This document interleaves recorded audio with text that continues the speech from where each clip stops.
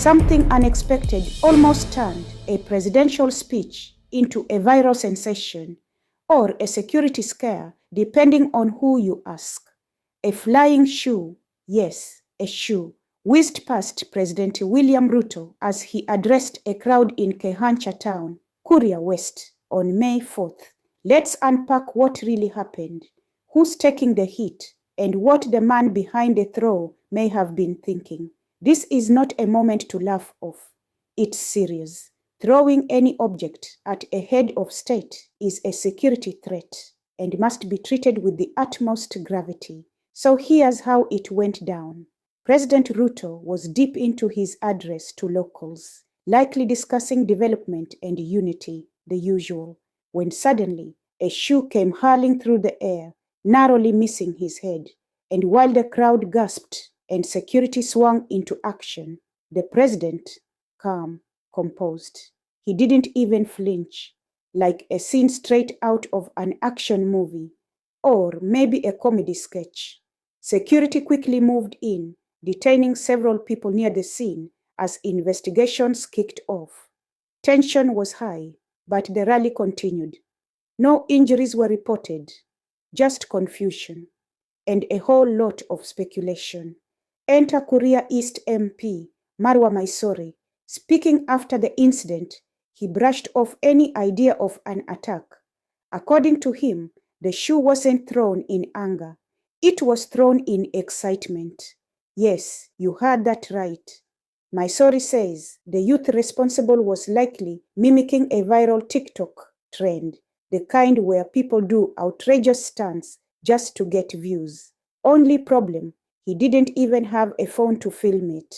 The MP insisted that there was no plan, no plot, no political motive, just a spur-of-the-moment act from someone caught up in the hype of the moment. Maisori even warned the public not to blow things out of proportion or spread false narratives that could stir unnecessary tension. But not everyone's buying the just for fun story. Police have detained at least 3 people and are digging deeper into what they now consider a potential premeditated act. Investigators from the Directorate of Criminal Investigations are on the case, checking whether there was more behind that flying footwear than just excitement. This has raised questions. Was this truly a TikTok-inspired move, or was someone testing the waters with a dangerous political stunt? And of course, this being Kenya, the internet had a field day. Memes, jokes, and even mini-skits flooded social media, with comedian Njugush poking fun at the incident, calling it a near miss worth a remix. Digital strategist and Ruto ally Dennis Itumbi weighed in too, saying the young man may have just needed a smartphone and offered to get him one. Yes, really. Itumbi said if the guy had creative energy to throw a shoe in a crowd, maybe it's time to give him tools to channel that energy into content creation instead. Now, here's where we need to pause and think.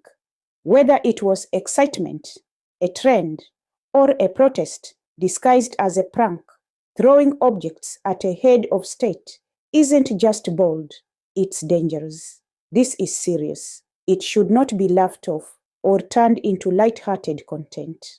Our democracy allows for expression through art, speech, votes, not violence or reckless behavior. But at the same time, if this was just a youth seeking attention in the wrong way, it also speaks to a bigger issue, the rising hunger for visibility among our youth and the growing influence of social media on real-life actions. Maybe what we saw wasn't an attack, but a cry for recognition.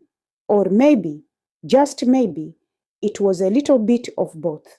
But I'll say this, if you want to stand out, do it through ideas and action, not with a flying shoe. You've been listening to Sauti Mzalendo, where we don't just report the news, we make sense of it.